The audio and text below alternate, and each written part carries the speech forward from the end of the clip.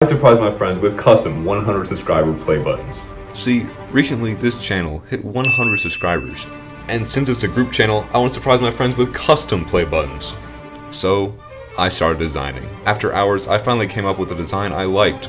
Now it was time to go to the store and buy picture frames. I just spent $13.52 on a Seki gaming video. Next, I had to make 8 of the same play buttons to give to my friends.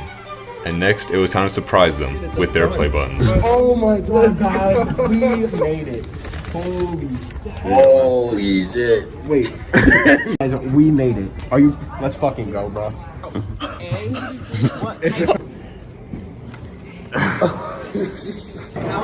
What the? Do you not want it? I'll take it.